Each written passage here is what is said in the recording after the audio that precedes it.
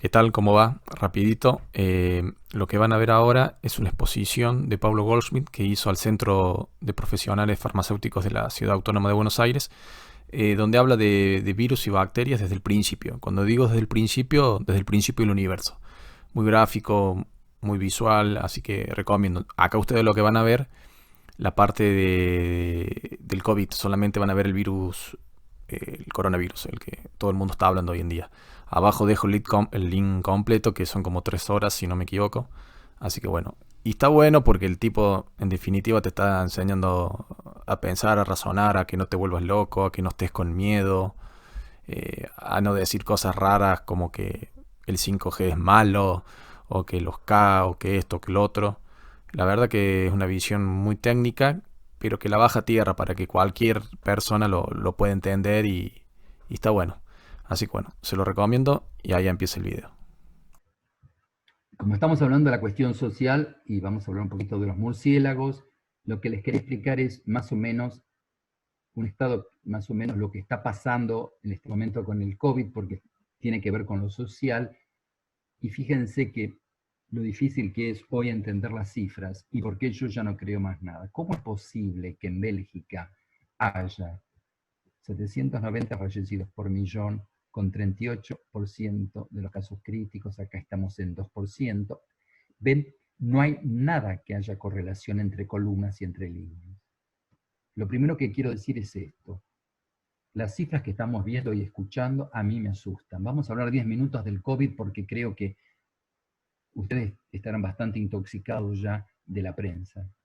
Lo que les quería comentar es que, ¿se acuerdan que les dije que somos todos diferentes y que tenemos todos ADN? Estas son las secuencias del ADN que nos hace el secuenciador automático con letras. Estamos escritos de letras distintas. Bueno, se descubrió, hay un aparato digestivo, hay un aparato genital, hay un aparato respiratorio y hay ahora un reactoma. ¿Qué es un reactoma? Es el aparato que tenemos en cada célula con el cual nosotros reaccionamos frente a agresiones, inflamaciones virales o bacterianas. Es un nuevo concepto, pero fíjense lo difícil que va a ser para los que no sigan de entenderlo, porque van a tener que entender que cada persona en cada lugar puede tener una variante. Y esto es el futuro de la medicina personalizada a partir de acá. Entonces, puede ser que este gen haga que uno desarrolle una inflamación más intensa, este gen puede ser que desarrolle un cáncer de pecho, que cuando uno tenga una tuberculosis sea de forma mucho más leve que el otro. Y en este momento, analizando el reactoma, en las bases de datos, se están analizando ya 10.000 proteínas que dicen que somos todos distintos, además de nuestro fenotipo, en la manera que nosotros todos tenemos de reaccionar frente a la infección. Ahora, si hablamos de problema social, les quería comentar que este cuadrito, acá ven que hay una persona obesa, y lo que traté de mostrarles es que esta es la mortalidad que hubo el año pasado por obesidad, y esta es la mortalidad que se espera este año que va a haber de COVID. ¿eh? 350.000, ahora se puede decir que ya hay 500.000, no todos documentados. Pero como pueden ver, es una infección respiratoria viral seria que hay que saber manejar y que afecta a la gente mayor, pero que no es lo único que tiene que ocupar todo el espacio. Y las causas de muerte, fíjense ustedes que uno los puede ver en países de ingreso bajo, siempre fueron las infecciones respiratorias. ¿Sí? Donde hay mucho dinero, porque hay por ahí 5 a 10 veces más de ingreso, la gente muere más de infarto, enfermedades isquémicas del corazón, problemas de Alzheimer. Pero lo que les quiero comentar es que, esto se me fue, es que siempre hubo infecciones respiratorias, siempre hubo mortalidad y que siempre hubo diferencias entre el ingreso en un país y la causa de muerte. La neumonía siempre mató, bacteriana y viral. No es novedad. Por otro lado, hay murciélagos. Esto es un poco para acabar con toda esta teoría del complot de que salió de un laboratorio. No salió de ningún laboratorio. ¿Y por qué se los comento?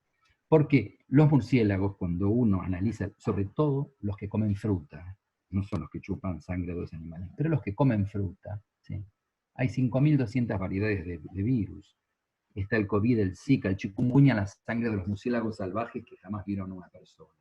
Con lo cual, paramos con esto. Después, en el libro que escribí de la gente y los microbios, explico por qué los murciélagos no mueren, pero sí son portadores. Primero, que viajan, después que viven en comunidades pegadas, pero además no mueren, por una razón simple. Este murciélago que está agarrado, que está colgado, ¿eh? ¿Está a cuánto? Está a 35 grados. ¿Sí? El virus para vivir tiene que vivir a 37, que que acá no se replica, pero cuando vuela el corazón va a 200 y la temperatura 38,5, 39. Al no estar en condiciones perfectas de replicación, el murciélago es portador, pero no se enferma. Ahora, fíjense que ya encontraron 1.200 genéticas de coronavirus, de murciélagos, 630 desconocidas, hace poquito. Y además hay especies de murciélagos, cada uno con virus característicos. En China hay una población muy densa en contacto con personas y animales, y además que cazan y comen murciélagos. Entonces, los corona sí están en los murciélagos salvajes, pero no hay ninguna documentación, o sea, no hay ningún dato objetivo que diga que los coronavirus pasan del murciélago al hombre, pero indudablemente debe haber un animal intermediario que ha hecho que, por ahora no hay prueba objetiva de que el murciélago directamente infecte, pero como lo hizo con el ébola, los murciélagos tienen el virus, comen fruta, en la saliva está el virus, la fruta cae, puede comerla un mono o una persona y así se infecta. Estas vías de infección sí se conocen. Lo que les quería comentar es esta flechita que ustedes ven que infección respiratoria por coronavirus puede ser 50, 60 veces más gente muere que tiene más de 70 años. ¿Esto es nuevo? No. Esto el Instituto Pasteur ya lo había dicho de la gripe el año 18, 2017, 2018, 2016. Siempre la gente mayor hay que cuidarla del resfrío y de la gripe. Este año es público y se habla en la prensa. Años anteriores o se morían en los geriátricos o se morían en los hospitales. Probablemente menos, tenemos que verlo y verificarlo, pero que la tormenta de citoquinas se conocía, la respuesta es sí, que la gente se ahogaba, sí, que había activación del complemento C. Este año se difunde. Es importante saber que entonces, que si tenemos aquí los factores que influyen en la mortalidad, que la edad es un problema, además de las enfermedades cardiovasculares y la diabetes descompensada. ¿Sí? Ustedes se acuerdan que dijimos que había subpoblaciones, familias, tribus, etnias, religiones, en las cuales podemos diferenciar de grupos, pero además cada persona es diferente. Es diferente además en esas proteínas. Yo le dije, el reactoma es como uno reacciona, pero cada uno tiene distintas cerraduras para los virus. ¿Qué quiere decir? Que una cerradura generalmente es una proteína. Si es una proteína, está codificada en el ADN. Si está codificada en el ADN, puede haber diferencias. Y ahora se sabe que para el virus de la mononucleosis hay un receptor diferente del virus del HIV, una cerradura diferente para el virus del resfrío. Hay gente que se resfría todo el tiempo y que tiene más ICAM en la superficie. Hay receptores de la polio, del herpes, de la rabia, de la influenza A o del parvo. Y para el dengue, del 1 al 4 se van pegando en lugares diferentes. Y es interesantísimo. ¿Por qué? Porque si son proteínas y somos todos distintos, todos tenemos distinta cantidad de estos receptores, pero además distinta afinidad, distinto magnetismo que puede tener cada una de las proteínas de cada persona por diferentes tipos de virus. Entonces, primer punto, el punto del murciélago. Segundo punto, el receptor es diferente en cada ser humano. Además, la cantidad de receptores que tenemos en la nariz, en la garganta, en los bronquios, en el pulmón y en el intestino es distinta, de ahí que haya virus que se peguen en distintos lugares, y que en función por ahí de la edad tengamos distribución diferente de receptor. Fíjense ustedes, este es un virus de la gripe que se va a pegar aquí, pero hay gente que tiene mucho receptor y otro no. El virus se va a pegar y va a entrar, y se van a fabricar virus que se van a soltar aquí. Para fabricar se necesitan máquinas de la célula que son proteínas. Cada persona tiene diferente capacidad de fabricar, de replicar virus. Somos todos diferentes. Lo mismo pasa con el COVID. Se nos va a pegar aquí en el ACE2, ¿sí? Y la cantidad de receptor y la afinidad es diferente de distintas personas, probablemente de distintas edades, probablemente con distintos tratamientos como son los sartanos. Hay muchísimas variables que hacen que se pegue más en ciertos tejidos y en ciertas personas. Entonces, de nuevo, somos diferentes todos.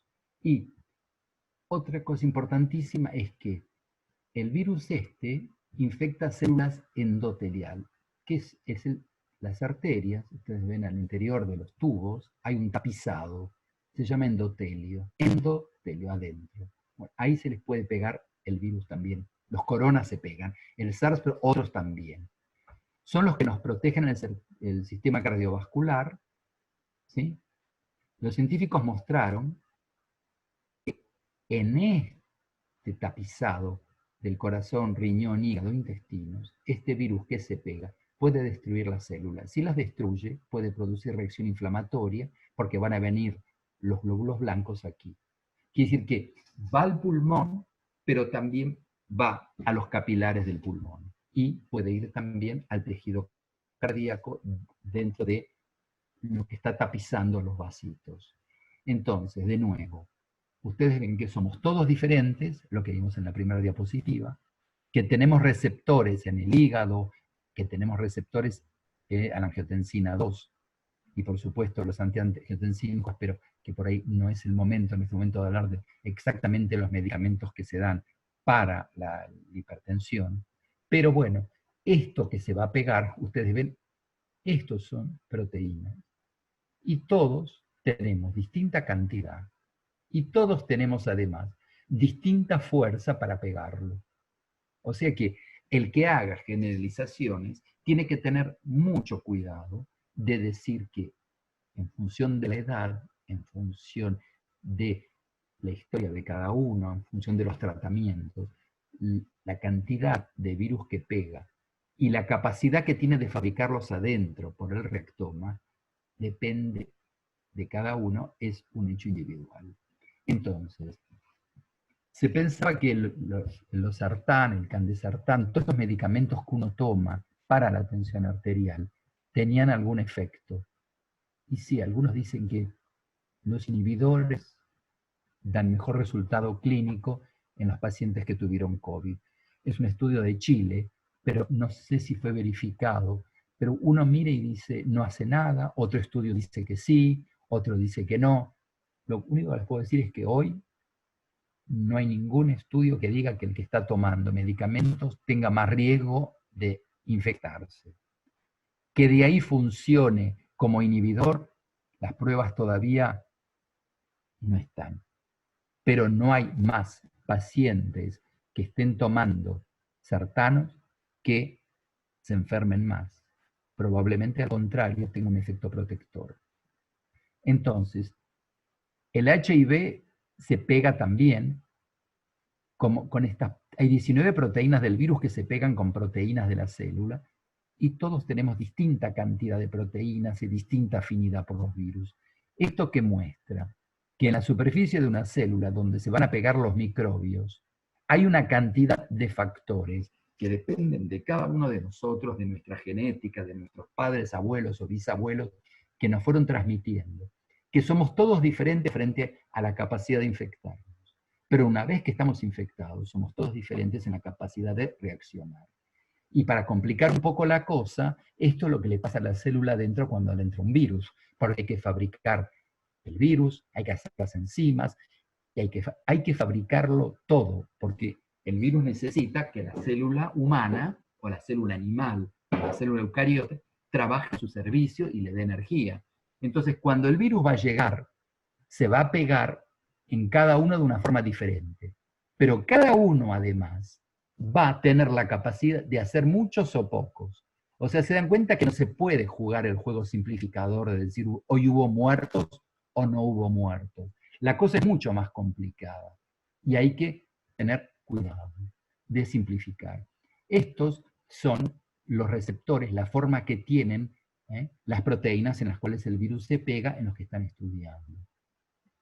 Y esto tiene que ver con que los test que se hicieron no son siempre buenos y que depende si uno saca la muestra de la nariz o de la nariz y la garganta y ven que hay una variación de test. Cuando da negativo, no siempre es negativo. Entonces, armar todo lo que se arma con respecto a esto, a mí me produce cierto escozor porque digo, no se puede simplificar desde lo que no es válido. Además, hay que usar máscaras, sí, porque nos van a proteger. Ustedes se acuerdan que hablamos del sarampión, pero hablamos de un adulto vacunado.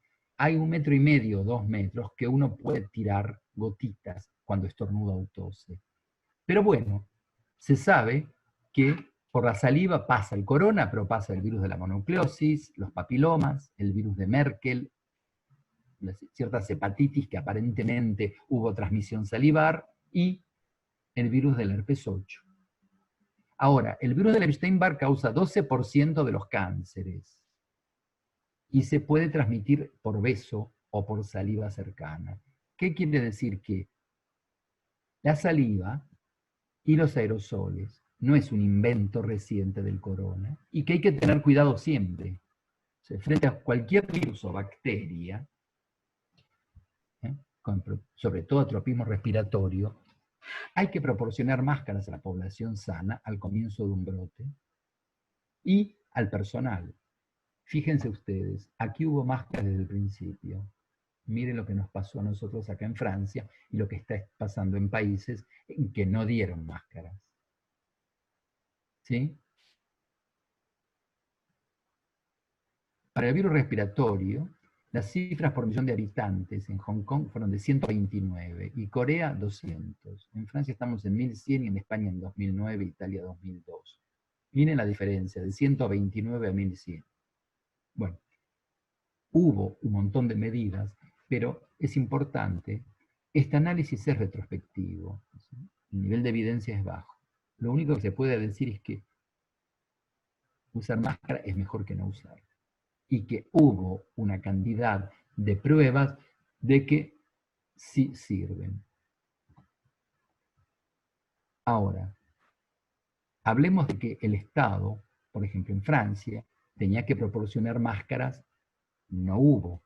Decían que no hacía falta al principio. Bueno, fue una metida de pata de la ministra de Salud que tuvo que renunciar. No importa, decía. Después decía, no importa, todo no importa. Y decían, pero mire que nazi estaba usando máscaras, no importa. Entonces, el tratamiento científico y mediático, ¿qué hizo? Que la autoridad política acá en Europa, por lo menos donde yo estoy viviendo, contrajo la democracia. Aumentó el autoritarismo, y había que salir con la declaración jurada para mostrar a la policía. Yo no sé si esto es lo que hace que el virus se mejore o no.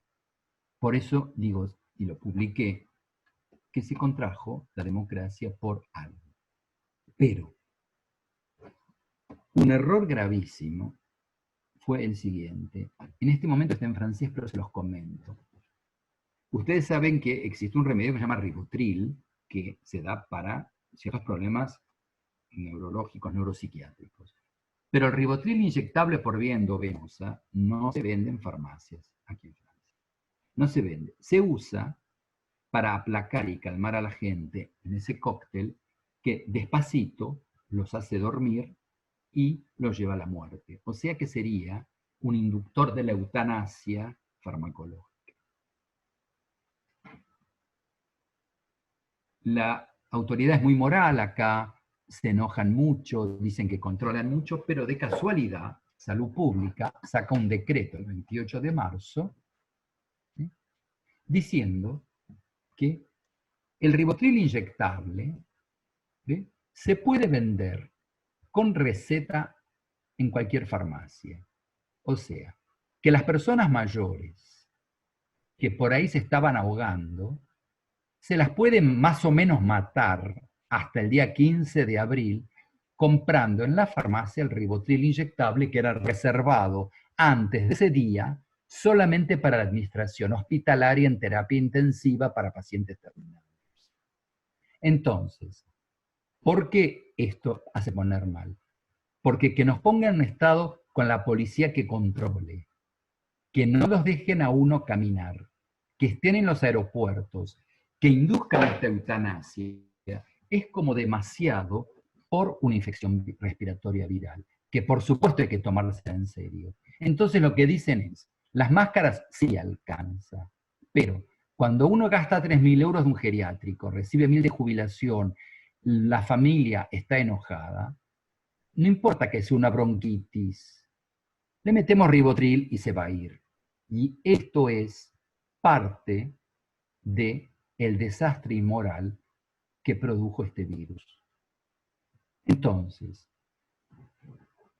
cuando dicen, ¿por qué sos disidente? Yo no soy disidente, yo lo único que digo es que estamos de acuerdo que estamos frente a una infección, estamos de acuerdo que estamos con una enfermedad, estamos de acuerdo que esto es serio, que las enfermedades pulmonares virales destruyen el pulmón, que la influenza también, que tal vez el coronavirus sea peor, puede ser, falta probar, pero hay datos que dicen que sí, que este año murió más gente que el año pasado, pero no más que por ahí en el 2005, 2018. Entonces, cuando uno tiene menos de 65 años, una infección por coronavirus prácticamente tiene 90 y tantos, casi 99% de curar, y es más peligroso morirse cuando uno hace 20 a 170 kilómetros por día en la ruta que por la infección.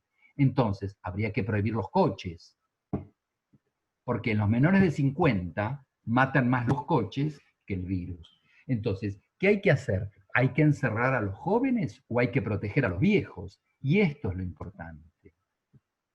Esto es lo importante. Es la discusión sobre la cuestión social, ¿sí? Fíjense ustedes que en Estados Unidos también se habla muchísimo lo que está pasando en Estados Unidos, pero 99,98% de los menores de 45 sobrevivieron.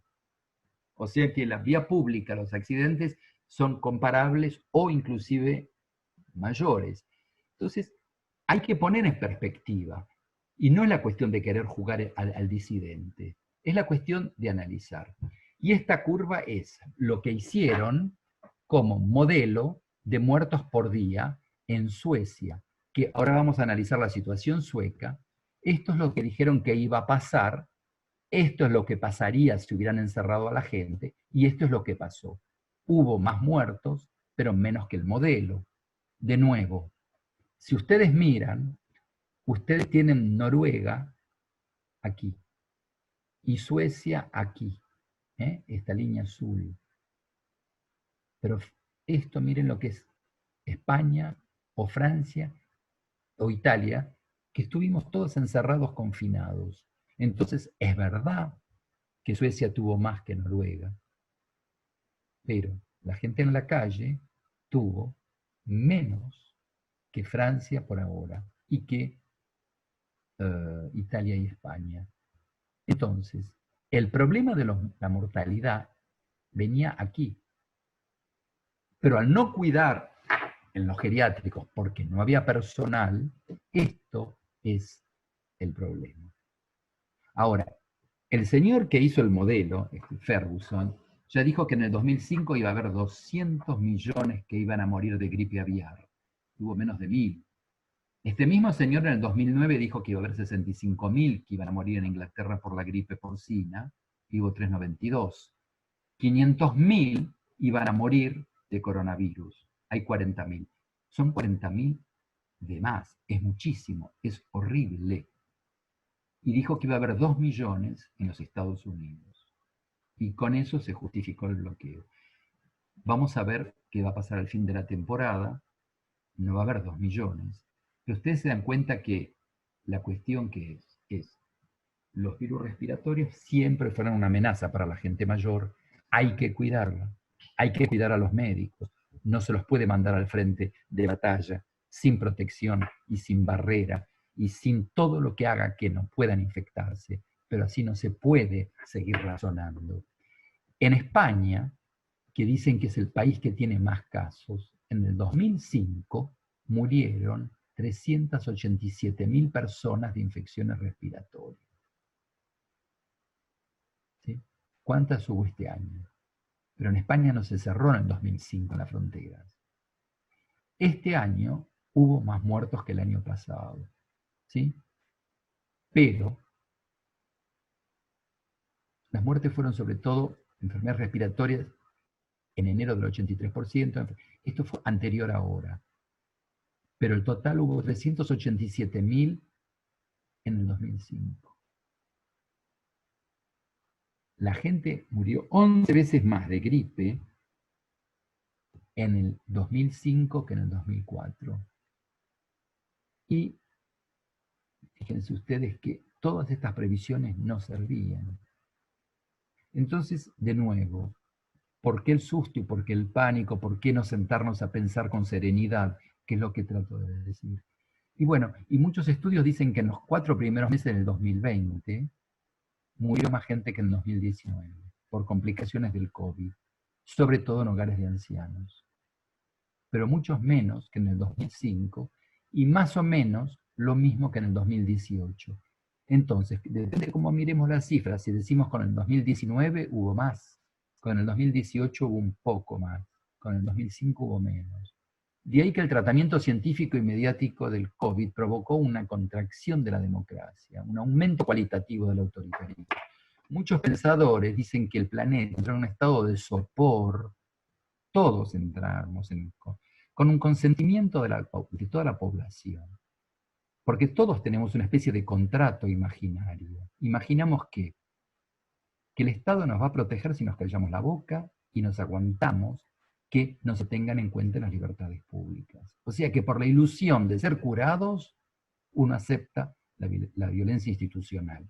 Es lo que se vivió todos los días en este país, aquí en Francia. Cuando uno analiza los fallecidos por millón de habitantes, no entiende nada.